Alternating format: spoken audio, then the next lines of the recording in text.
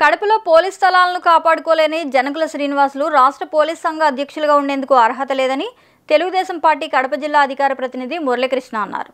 బుధవారం పార్టీ కార్యాలయంలో ఏర్పాటు చేసిన విలేకరుల సమావేశంలో మాట్లాడుతూ గతంలో వైసీపీ తొత్తుగా వ్యవహరించిన శ్రీనివాసులు ముఖ్యమంత్రి నారా చంద్రబాబు నాయుడు మీద, లోకేష్ పైన, వర్ల రామయ్య పైన అనుచిత వ్యాఖ్యలు చేశారని, ఇప్పుడు ఏ మొహం పెట్టుకొని మళ్ళీ తెలుగుదేశం పార్టీలోకి రావడానికి చూస్తున్నారని ప్రశ్నించారు. ఇప్పుడు తెలుగుదేశం నాయకులు కాళ్లు పట్టుకుంటున్నందుకు మీకు సిగ్గుందా అని కూడా ప్రశ్నించారు.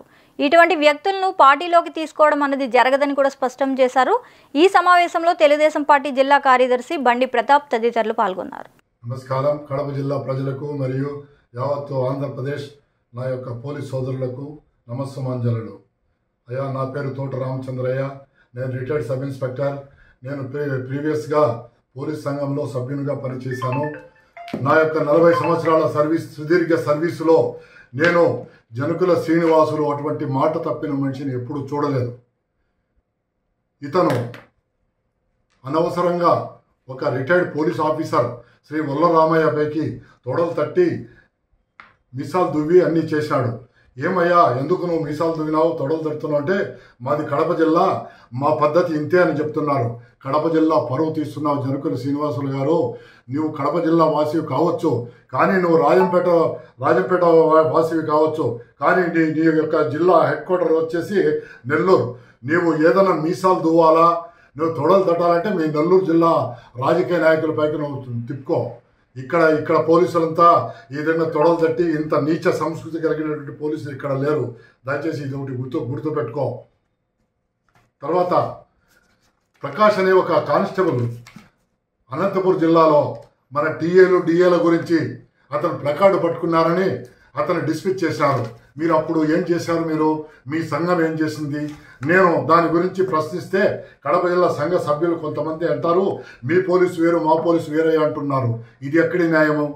తర్వాత కడప జిల్లాలో ఒక DSP traffic control Balaswamy Reddy అనే ఒక డిఎస్పీ సక్రమైన ఉద్యోగం చేస్తూ ట్రాఫిక్ కంట్రోల్ చేసినందుకు అతన్ని ఇప్పటి వరకు విఆర్లోనే పెట్టున్నారు. అతనికి ఎలాంటి పోస్టింగులు కానీ ఇవ్వలేదు. అలాగే ప్రొద్దుటూరులో ఒక మహిళా ఎస్ఐపై ఇసుక లారీలు తోలుకొని పోతూ ఉంటే అడ్డుకున్నందుకు ఆమె పైకి దాడి చేస్తే ఎలాంటి చర్య తీసుకోలేదు. మీ పోలీస్ సంఘం తరఫున ఎలాంటి ప్రశ్నించలేదు. తర్వాత అలాగే శ్రీకాకుళం జిల్లాలో చీదిలి అప్పలరాజు అనేటటువంటి ఒక మినిస్టర్ గారు సాక్షాత్తు సిఐని దేవనంలో తన్నితే దమ్మల పగులుతా ఏం మాట్లాడుతున్నావు నువ్వు అని అవమానపరిస్తే మీ పోలీస్ సంఘం ఎక్కడ నిద్రపోతా ఉంది? మీరు కడప జిల్లా సంఘ సభ్యులకు ఒక చిన్న విన్నపం. మీరు పోలీస్ సైట్లు, పెట్రోల్ బంక్ పక్కన ఉండబడినటువంటి పోలీస్ సైట్లను మీరు పబ్లిక్, మన పోలీస్ డిపార్ట్మెంట్ పైన రాళ్ళు వేసినటువంటి పబ్లిక్ మీ అధికారులంతా దారాదత్తం చేస్తూ ఉంటే మీరు ఎందుకు చూస్తూ ఊరుకున్నారు? మీకు ఏం అధికారం లేనట్లు మీరు మాట్లాడుతున్నారు. మీరు ఎందుకు ఈ విధంగా ప్రవర్తిస్తున్నారో మాకైతే అర్థం కాలేదు. ఇప్పటికైనా గుర్తుపెట్టుకోండి, పోలీస్ సంఘం తరఫున మీరు ఏదైనా మాట్లాడాలి, కానీ అందుకని మిమ్మల్ని పోలీస్ సంఘాన్ని పెట్టుకున్నారు. కానీ రాజకీయ నాయకులపై తొడలు తట్టడము, రాజకీయ నాయకులు తిట్టడము మీకు అధికారం లేదు. తర్వాత మీరు అన్నారు ఒక ప్రెస్ మీట్లో, నాకు పోలీస్ అధికారి డీజీపీ గారి ర్యాంకులో నన్ను తిట్టమని చెప్తే నేను తిట్టాను, నన్ను క్షమించండి అని చెప్పి మీరు మొన్న వర్ల రామయ్య కాళ్ళు పట్టుకున్నారు. కనుక మీరు పోలీస్ యాక్ట్ ప్రకారము చాలా తప్పు చేశారు. కాబట్టి మీ అటువంటి వాళ్ళు పోలీస్ డిపార్ట్మెంట్లో ఉండకూడదు. మిమ్మల్ని తక్షణము పదవి నుంచి తొలగించేసి మీ పైన కఠినమైన చర్య తీసుకోవాలని నేను ఈ సందర్భంగా ఆంధ్రప్రదేశ్ ప్రభుత్వాన్ని కోరుకుంటున్నాను. మీరు చూస్తారన్నారు, గతంలో వైఎస్ఆర్సీపీ ప్రభుత్వంలో వీళ్ళే ఒక డీజీపీగా వ్యవహరించే స్థాయిలో మీరు చూశారు.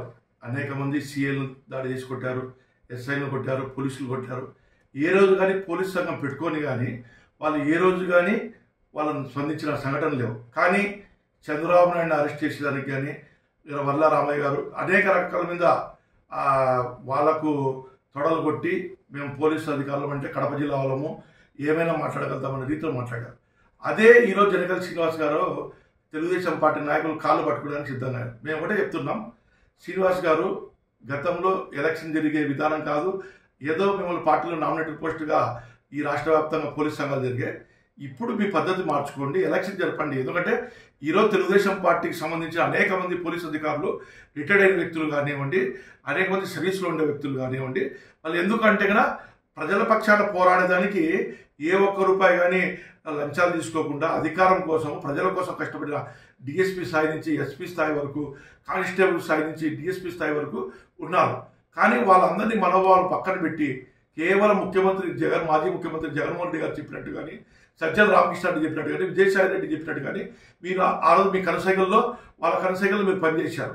ఈ రోజు అధికారం కోల్పోయిన తర్వాత మీరు పశ్చాత్తాపడి తెలుగుదేశం పార్టీ నాయకులు కాలబెట్టుకుంటున్నారు. మీ ప్రభుత్వంలోనే కడప నగరంలోనే ఎక్కడే లేని విధంగా ఒక పోలీస్ సంబంధించిన సైడ్ను ఎటువంటి అనుమతి లేకుండా పోలీస్ సంఘం ఇక్కడ కానీ డిస్టిక్లో ఉంది.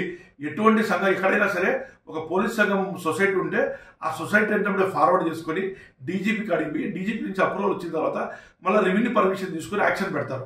కానీ అటువంటి ఏమీ లేకుండా మన కడప జిల్లాలోనే కొన్ని సుమారు మీరు చూశారు 30 సెంట్లు ఒకటి, 30 సెంట్లు ఒకటి, 40 సెంట్లు ఒకటి పోలీస్ స్థలాలు మీ నాయన స్థలాలు అమ్మినట్టు అమ్మినారు. అంటే మీ సొంత స్థలాలు అమ్మినట్టు. పేద ప్రజల కోసము ఒక గవర్నమెంట్ ఆ రోజు క్వార్టర్స్ ఇచ్చేదానికి గతంలో కట్టించింది క్వార్టర్స్. ఆ క్వార్టర్స్ పాల్గొడిన తర్వాత పోలీస్ సంక్షేమానికి ఉపయోగించాలా, లేదంటే రెవెన్యూకి హ్యాండ్ ఓవర్ చేయాలా. కానీ మీరేం చేశారు, వ్యాపారం చేసుకునేదానికి దాన్ని తీసుకొచ్చి పెట్టి అనేక రకాలుగా దాని అంతా కోట్ల రూపాయల కుంభకోణం తీసుకొని మీ పోలీస్ అసోసియేషన్ కానీ ఎంత చెందిందో కానీ మాకు తెలుసు. ఇటువంటి జరిగినాయి కాబట్టి జనరల్ శ్రీనివాస్ ఒకటి చెప్తున్నాం, మీరు ఖచ్చితంగా రాజీనామా చేయాలా. మళ్ళీ పోలీస్ అసోసియేషన్ ఎలక్షన్ జరిగితేనే ఈరోజు ఎంతోమంది నీతి నిజాతులు ఉన్నారు. మా బాబాయ్ లాంటి ఆయన ఎస్ఐగా ఎన్నో సేవలు రిటైర్డ్గా అయ్యి ఎన్నో సేవలు పోలీసుల కోసం పోరాడే వ్యక్తిగానే ఉన్నాడు. ఇటువంటి వ్యక్తులకు కానీ ఈరోజు ఎందుకంటే మీలాంటి వ్యక్తులు కొనసాగుతుంటే అవమానకరంగా భావిస్తారు. ఇప్పటికైనా మీరు తెలుసుకొని రాజీనామా చేయకుంటే మా బాబాయ్ లాంటి ఉద్యమం చేస్తారు. ఖచ్చితంగా ఈ రాష్ట్ర వ్యాప్తంగా పోలీసులు అడ్డగా ఉంటారు.